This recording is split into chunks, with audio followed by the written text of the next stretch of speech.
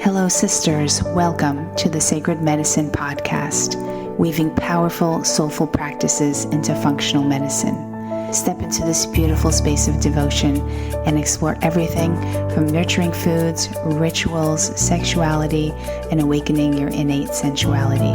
It is time to own your radiance. This is the Sacred Medicine Podcast. You are listening to the Sacred Medicine Podcast. And this week we have a new guest, Amylee Amos. She is the founder of the Amos Institute. And what we're talking about today is going to be all about aging and the brain, Alzheimer's. And the reason why we're talking about this is because I know a lot of my listeners, you either have grandparents or you're starting to see some changes in your own parents. And I think this is such an important topic because once you start to see just the very inkling, like just the very beginning signs, there is something that you can do to help reverse this. Now, Amylee talks about so many different topics, and we talk about nutrition and how there are certain foods that are so helpful with the brain. There are also foods that are very toxic to the brain. So we talk about that. We talk about testing and how to test what particular test is really good at detecting whether or not your parent or your grandparent or family or friend is actually at a higher risk for developing Alzheimer's disease. And, obviously we've always talked about exercise. That's one of the things we talk about. And also sleep. So there's so many great juicy topics here today. And in case, or maybe you know someone that actually, a friend of yours that has a parent that they're starting to notice like memory issues, some forgetfulness, then maybe send this to them so they can take a listen. And, these are some things that you can do also on your own. Maybe if you're going to go shopping for them, you can pick certain things, but also there will need to be some testing done as well. But Amylee is a great resource, and so is her website. So without further ado, on to the show.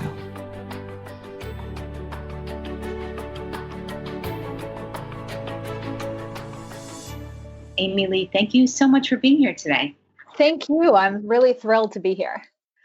I have been looking forward to our conversation since the minute we connected via email. So I so appreciate what the audience is going to be learning today, what I'm going to be learning today. So tell us a little bit about what you do and what your focus is right now, all about brain health. Sure. So at the Amos Institute, which is our company, we've got just a singular focus, and that's Alzheimer's disease and cognitive decline. And we help people by implementing personalized nutrition regimens and lifestyle practices that optimize cognition and reverse the pathology of Alzheimer's disease. And we do that by using something called the Bredesen protocol, which is a functional therapeutic approach to treating Alzheimer's. Great. And you mean functional as in functional medicine? Correct. Yeah, that's exactly what I mean. So addressing the underlying root cause as opposed to the more conventional medicine approach of masking the symptoms. I love it. Okay. Well, totally up my alley. So yeah. I know that I'm going to love this. Now, I've heard of the Bredesen protocol now for a while. I've never done the training, though I certainly have thought about doing the training. So why don't you tell us a little bit, maybe give us some of the aspects of the protocol that you've been seeing really major changes in people's cognition. Sure. So first, I think it's important to start by explaining that we now know through newer research that there are different types of Alzheimer's disease. So what's often put under this blanket or umbrella term of Alzheimer's is a number of different conditions. And so some of the main subtypes that we see in practice are the subtype 1, which is an inflammatory subtype. There's subtype 2, which is atrophic, lacking major trophic factors. Subtype 3 is toxic. There's kind of a 1.5, we call it, which is a glycotoxic Alzheimer's.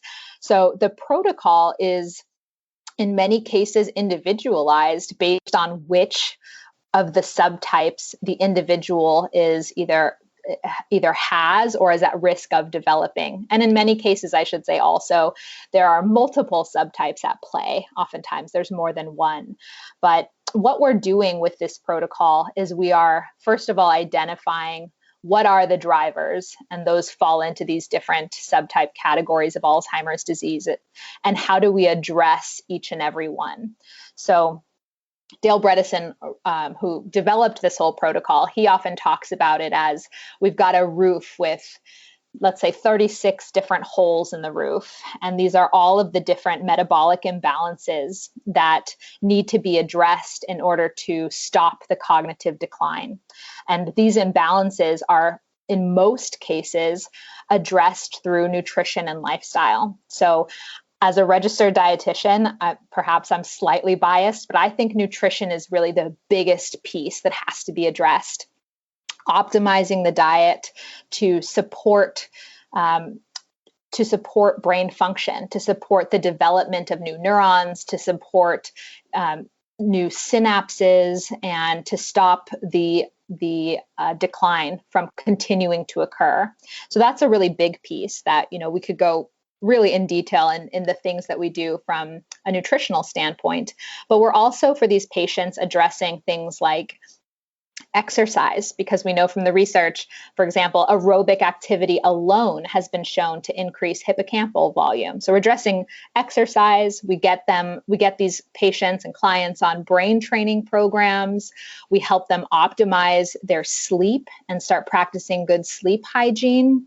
And we have them managing their stress so that, and doing things like such as meditation that have been shown in the research to improve cognitive function and brain health. Great. So what would you say are some of the things that are huge no-nos when it comes to nutrition? What foods would you say are maybe big triggers or are causing cognitive decline that you've been noticing through this research? I would say, without a doubt, the biggest thing is cutting out the processed packaged foods that we know, regardless, to be honest, of what chronic disease we're dealing with, whether it's Alzheimer's or cancer or something else. We know that these processed, packaged, sugary, refined foods are only contributing to the development of disease. So we really get rid of all of those simple sugars. I also recommend clients get off of most non-nutritive sweeteners. We recommend a gluten-free diet and a dairy-free diet in most people. So those are sort of the main things that we're cutting out. The foods that we know to be dementogens, just like we talk about carcinogens with cancer, we talk about dementogens with dementia. So we're cutting out all of these things that are exacerbating the issue with cognitive decline. Oh, I love it. Okay, well, because gluten-free and dairy-free is one of the biggest things that I pull out of women with autoimmune conditions. So I definitely support that. Yeah. Now, what do you think about the gosh, I'm trying to remember the name. There's like this shake. They have it in the hospitals. It's like, they call it like, oh, eat this to increase your calories, your protein. Do you know what shake I'm talking about? You can see it at the supermarket. Definitely. These, like the prepackaged, like chocolate flavored nutritional drinks. Yeah. Boost and Ensure and those types. Older individuals, like, here to help increase your calories. And I remember reading the label, and it had like a ton of sugar in it. And I'm like, how could this be? Like, why would this be in the hospital? Like, just, it would always be on like the tray, or because my dad was in rehab after having like this major emergency surgery, and he was in rehab, and it was like always one of the things that came on his tray. And I was like, ugh, like, I don't want you drinking that. So yeah, I would like, what do you think about those drinks? Yeah, I absolutely would never encourage someone to drink those things. I mean, there's in the ones that I've seen, having done rotations in my internship at hospital, many of them have high fructose corn syrup and other additives and things that we know will contribute to an inflammatory environment, internal environment, and are going to exacerbate issues with glycemic control. So the issue, I think, the reason they're given is because in so many cases, we have individuals, older adults, specifically those with dementia or other cognitive decline, who are losing too much weight.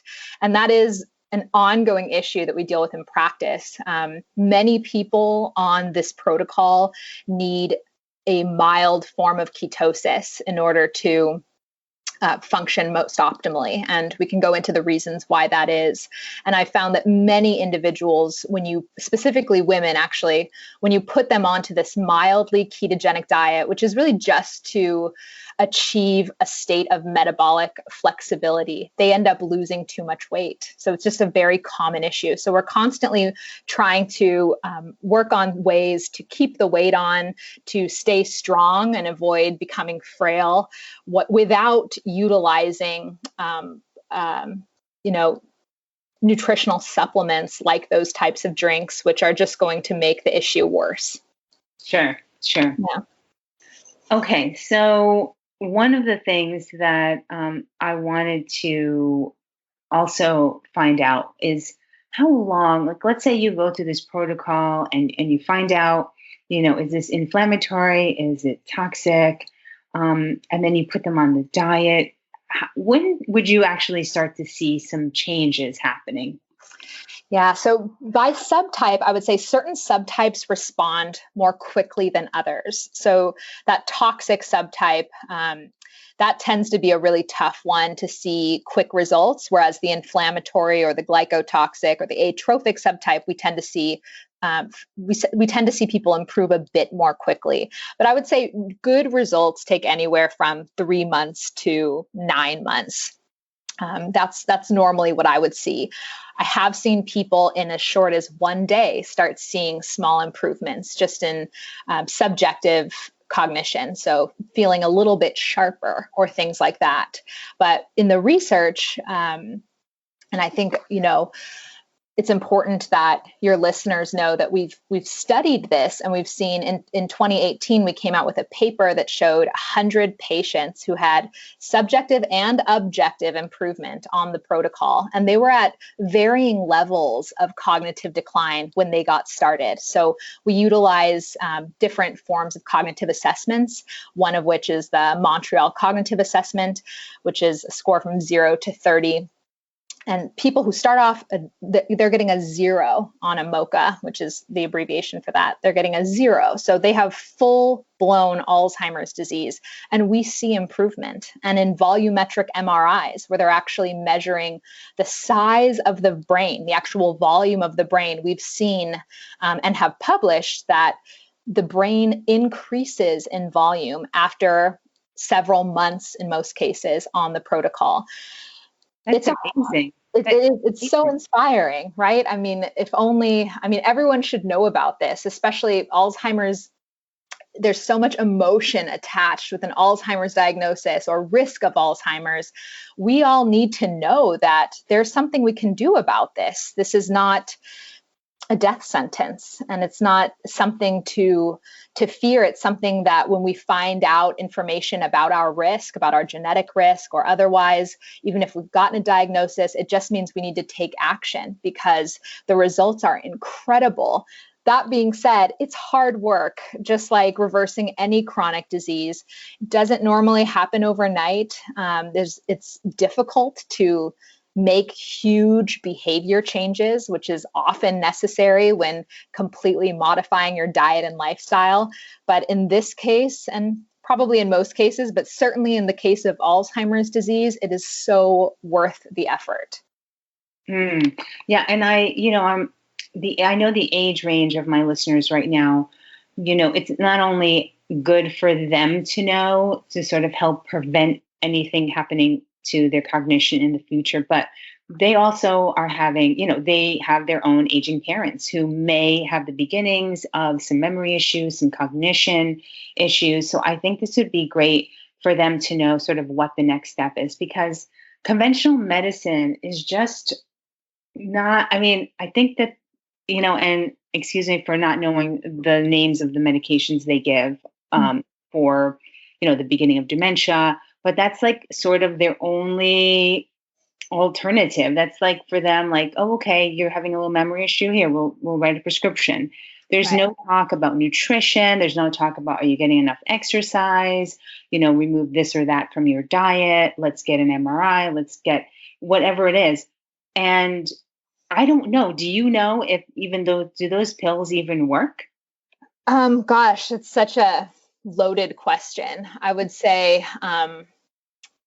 just speaking from my personal experience in working with clients and patients on this protocol, Right. so many people come in who are on these medications and are continuing to decline. So many. And there are some people who start them and they feel worse. So they get off of them with their doctor's help. There are others who think that it is slowing their decline, and so they stay on the medications. But I think the bigger issue is that conventional medicine is really just looking to address the what. What is this diagnosis? As opposed to addressing the why. Why is this happening in the first place? So that we can then rectify it and see reversal in symptoms rather than just managing symptoms. Totally. Yeah, I totally agree. Okay, so why don't we talk a little bit about how, if there's a particular test that we can do to see if there is any sort of, risk of, Alzheimer's potentially in the future. Definitely. So I would say, first of all, at the Amos Institute, we recommend a lot of different types of testing in order to identify these subtypes. But from a strictly risk standpoint and genetic risk, which most of us who are nervous about developing Alzheimer's are nervous because we've had a family member who has either currently has Alzheimer's or has passed away from having Alzheimer's. And there is a very strong gene, a genetic variant that we should all be looking at. And the gene is called Apoe. We all have 2 copies of any of the 3 main variants of Apoe. So bear with me here. But so the risk variant is called Apoe4. So again, we've got 2 copies of Apoe from each parent. So we have the possibility of being an Apoe4 if we've gotten that risk variant from both our mother and our father. And carrying even just 1 copy of Apoe4 dramatically increases an individual's risk of developing Alzheimer's. But the research of someone who carries 2 copies of Apoe4, it varies, but the lifetime risk is increased anywhere from 50 to 90%. So we're talking about a really huge risk. And so for many people, they might feel like, well, I would rather just not know if I'm going to have huge increased risk of Alzheimer's. But the fact is, this has been now very well studied. We know a lot about this genetic variant. It's the oldest of the 3 different variants as far as like on an evolutionary scale. And our knowledge of Apoe4 is incredibly useful because we can leverage that knowledge to make changes in an individual's diet and lifestyle so that they don't develop Alzheimer's. Mm-hmm. So it's actually quite hopeful, even though it seems, it can seem daunting for many. But I highly encourage people to find out their Apoe variants and then take action. I love that. It's very proactive, and you can do that. Is there like a certain age when people should consider doing this if they're asymptomatic? I really think any adult should do this. It gets tricky when someone's wanting to know if they should have their children tested. But I think any adult who's able to understand this information should, because one thing that we know about Apoe4 is that carriers of Apoe4 have decreased cerebral glucose utilization. So their brains aren't utilizing glucose as a fuel source very effectively. And they've seen this hypometabolism of Apoe4 carriers as young as age 30. So already at 30 years old, someone is very likely asymptomatic and probably has decades before they're going to experience symptoms potentially, but this could still be occurring. So if you were to find out at age 30, let's say, or any time in that realm, you're able to mitigate this hypometabolism and prevent brain atrophy. And so this doesn't show up, this hypometabolism, as are these individuals like have a hard time losing weight or something to that extent? Like, is that what you mean by the metabolism of the body? No, like just the actual brain metabolism. So they've seen this on like MRI. I see. Okay. Mm-hmm. Okay. Yeah. Now, are there other numbers for the ApoE, like aside from 4.4 that you commonly see? Yes. So the most common variant is Apoe3. Most people are Apoe3/3, which is considered neutral in terms of Alzheimer's risk.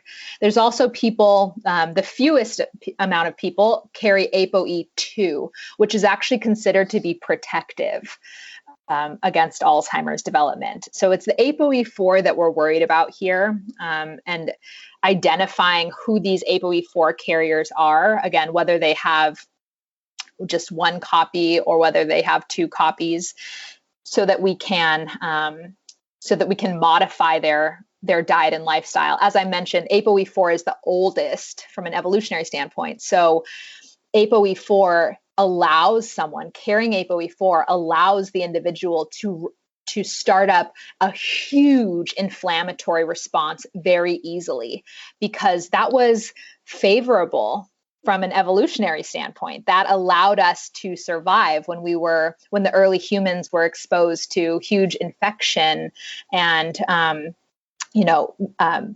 illness from eating raw foods or fighting each other, fighting their food, all of that infection. We needed to be able to create this huge inflammatory response, which Apoe4 carriers, since they carry this older variant, are still able to do.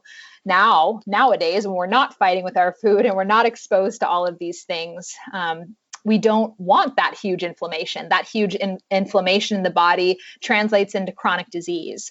But so knowing that this individual is going to be better able at initiating this inflammatory response means that we can then downplay and kind of keep the inflammation subdued, make sure that we're dealing with the resolution phase of that inflammatory response as well as the initiation phase, so that they don't end up with problems down the line.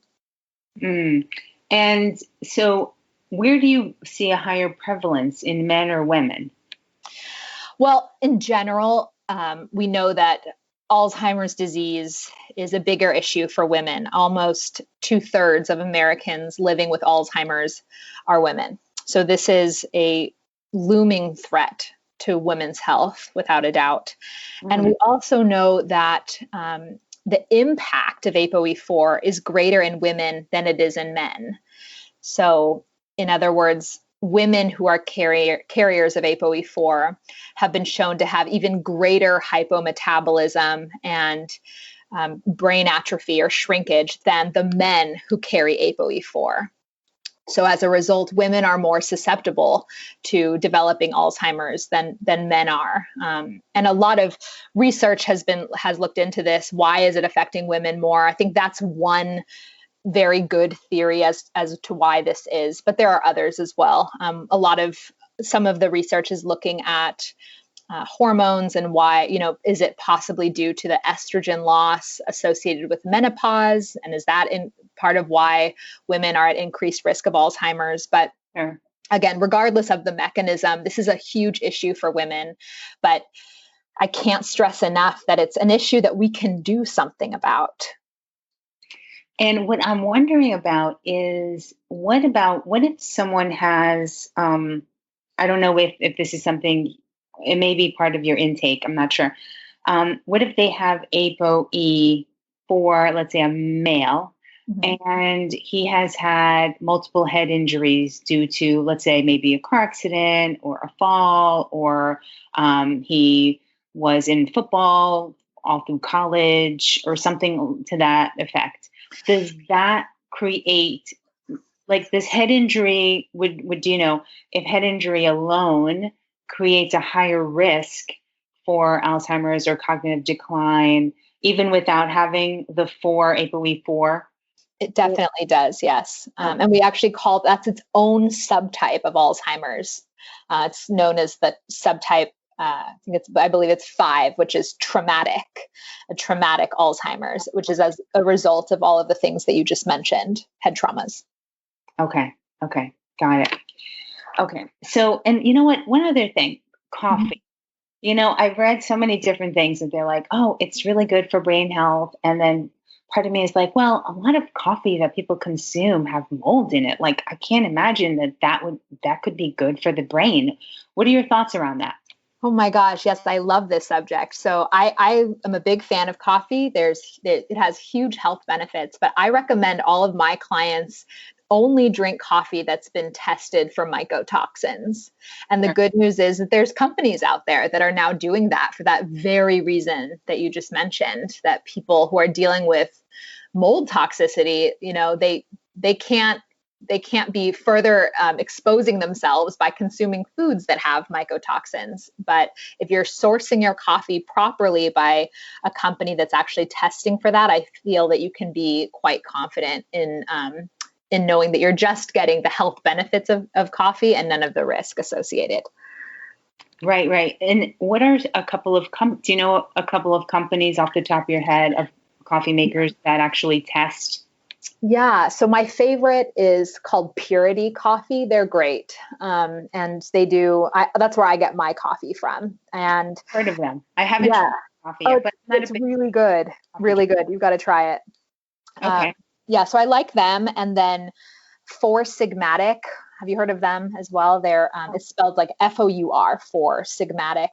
They do mushroom beverages, which sounds strange, but so they, like, for example, their coffee product is mixed with like medicinal mushrooms. So for example, lion's mane, they have a coffee that's tested for mycotoxins, and it's blended with powdered lion's mane, which has been shown to increase brain-derived neurotrophic factor, just as an example. So that's something nice that if somebody wanted a cognitive boost anyways, lion's mane in most places is kind of hard to find. It's not something that's sold at like most grocery stores, for example. So, but huge benefits and a lot of good research behind it.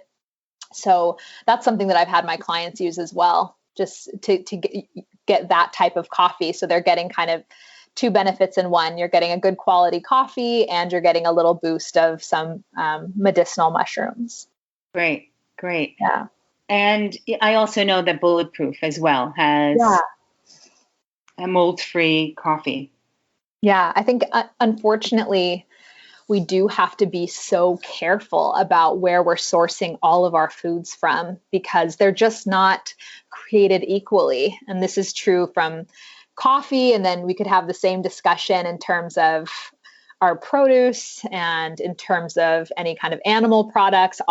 Everything so depends on where it's sourced from, how it was grown, how it was raised, what it was sprayed with or wasn't sprayed with. All of those things are factors that are impacting our health.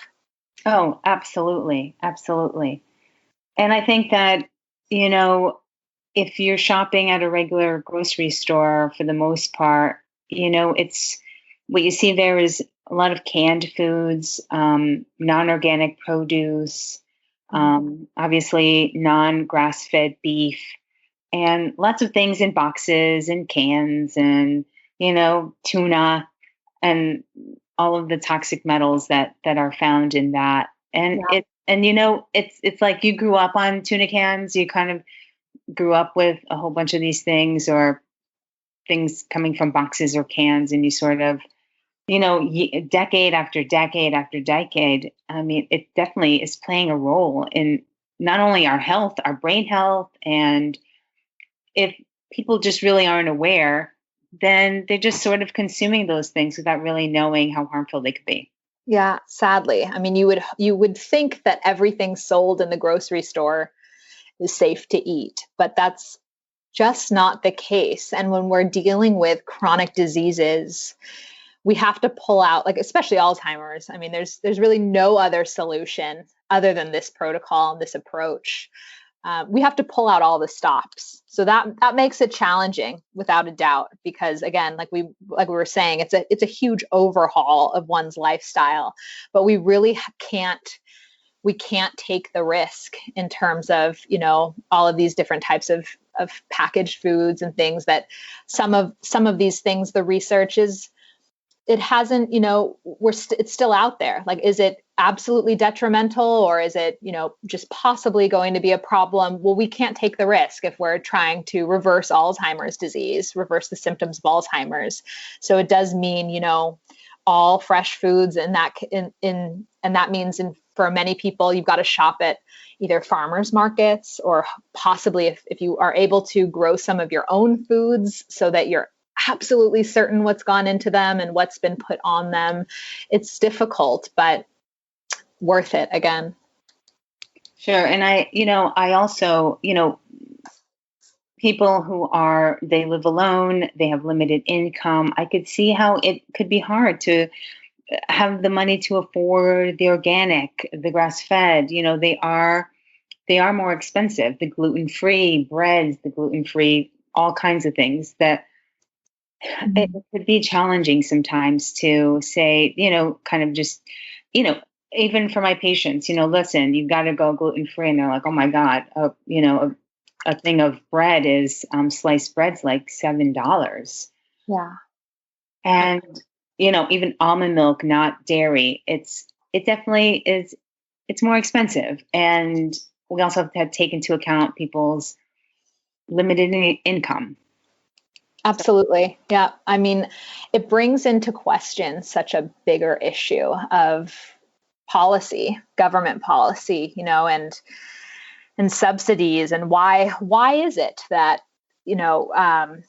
like conventionally raised CAFO beef is so inexpensive, and a grass-fed pastured piece of beef is so much more? It brings into question where are our tax dollars going, and who are they supporting? Are they supporting us, the people, or are they supporting big corporations? It's a broader issue without a doubt. And I don't pretend to have all of the answers, but I think we need more and more people to be interested enough where we're talking to the people who make policy decisions about these issues and demanding answers to those types of questions, so that hopefully in the future, either there will only be organic food, that would be nice, or at least it would be the same price, or, more affordable to people who don't have huge disposable incomes. Sure. to be spending on these items. Right. And, my other question was, is there a certain point in time where someone has dementia, and all of these different ways of helping with the food and detoxification and things like that, is there a point where it just won't work? No. So we have seen improvements, again, with people who are scoring a 0, the lowest of the low on cognitive assessments. That being said, we see the best results in people who start this early. So the person who is just experiencing kind of some subjective impairment, that individual is likely to have massive improvement back to the point when were fully cognitively healthy. And we see that decline somewhat as someone is farther and farther along in their disease progression. But that being said, I think, any improvement is something. So even if someone is has full-blown Alzheimer's disease, I think it is worth trying whatever you can, even if that individual, with the help of their family and loved ones, is only able to incorporate small aspects of this protocol, perhaps, because, for someone who has full-blown Alzheimer's, they might not be able to do any exercise, as an example. But if they were able to just change some of their diet, or, whatever it might be that someone was able to incorporate, it's absolutely worth trying. I became interested in Alzheimer's because I have a family history. My great-great-grandmother died of Alzheimer's, my grandmother, and I was so afraid that my mother, who was next in line, that she would get Alzheimer's disease. And so truly devoted my entire career to making sure that that doesn't happen. And I think back to when my grandmother had Alzheimer's. That was before any of this existed, or certainly before I knew about it. If I had known any piece of this, nothing would have stopped us from trying. It would have been worth it just to feel like we had some level of control over what's otherwise just a devastating disease. So I would encourage anyone who's listening who, even if the situation seems dire, just try something. And we've got great resources on our website for someone who just kind of wants to dip in their toes, let's say, and they aren't sure that they want to, go, they're not even sure that they're able to go full out and do the full protocol. If they go to amosinstitute.com, we've got tons of resources where someone could just try maybe one thing and see if there was any improvement from that, and kind of build on it from there. Okay. Is it important to get the brain scan? I think, yes, it's certainly helpful. The more data you can have, the better. I believe that. But again, it brings up the question of the financial aspect again. So some people just can't do that. And many of these tests are not covered by insurance, unfortunately. So I would say if you weren't able to get any testing done at all, you should still try and do some of these things. And there are some tests that we would utilize, like someone's A1C, a hemoglobin A1C, and a homocysteine, and a C-reactive protein, tests that give us a lot of information that in some cases often are covered by insurance. So any testing that you were able to get, I would encourage someone to get it, and then just use that information, take as many steps based on that data that you can, and then maybe several months down the line, you're able to get another test done, and then continue to build in that fashion, personalizing it as you go based on the knowledge you have. I love that. Yeah, I think that's great.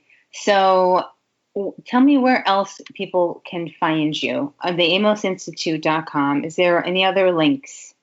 So amosinstitute.com, that's got a lot of information, and amosinstitute.com/blog. Our blog is just a wealth of information, and we have a lot of people writing for us who have just great insights into how to utilize nutrition and lifestyle to help prevent Alzheimer's and really other chronic diseases, using a lot of the methods that we've talked about here and some other things. For example, we just posted a really great blog on utilizing the fasting mimicking diet, a lot of research which came out of the University of Southern California, and how that affects our aging pathways. So we've got a lot of really great information there. And then I would encourage you, if you just like very first steps, follow us on Instagram, Amos Institute, and Facebook at the Amos Institute, so that you can kind of see just what we're talking about and get some just really basic tips that way, and kind of slowly build. Oh, so good. So good. Yeah. Let's see. What else was I going to ask you? Was there anything major that we did not address that you really feel is important for the listeners to know? Well, I mean, there's so much involved in this, and our cognitive health program that we offer through the Amos Institute really takes someone through all of the different facets and things that need to be implemented or leveraged in order to recover from this disease or prevent this disease. But I think the biggest takeaway that someone should leave with is that we've entered a new era in regards to Alzheimer's and cognitive health.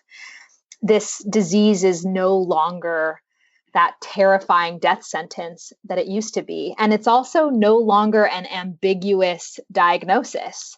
We can now identify what those root causes of cognitive decline are, and utilize those subtypes that Dale Bredesen identified, so that we can see what the imbalances are in the body system and rectify them and ameliorate those issues. So I encourage everyone to take action and work with someone who can help you rebalance the system. Even if you're just looking at this from a preventative standpoint, start taking action now so that Alzheimer's disease really will be a rare disease one day. That's certainly the goal. Yes, absolutely. I mean, it's just growing. It's almost something that I feel, your primary care doctor, conventional medicine sort of is like, oh, okay, yeah, you're having some memory issues. Well, you're getting old. And it's sort of like an accepted thing, that it's just a part of aging. And I really don't believe that to be true. Absolutely. In fact, we know it's not true because we have so many great examples of people who age in such a healthy way. We should be dying healthy, and we're not. If we think of the blue zones, those areas of the world with dense populations of centenarians, I mean, those people are living well into their 100s and they are cognitively sound. They don't have these issues. They don't have just memory loss associated with aging that you mentioned. So we don't need to age that way. And we should be taking action at all ages to avoid aging that way in the future. I love it. Thank you so much. I'm going to have all the links in the show notes. Oh, fabulous. And then I'll also start following you on Instagram because I love being on Instagram. Great. Yeah. Facebook too, all under the Amos Institute, right? Yes. Okay. Well, Amylee, thank you so much for sharing your wisdom with us today. And I know for the listeners, if you have, a grandmother or a mother, parents, grandfather that or even friend's mother or parents or anyone that's sort of in that 70 plus, or even yourself, you don't have to be 70 to start this, of course.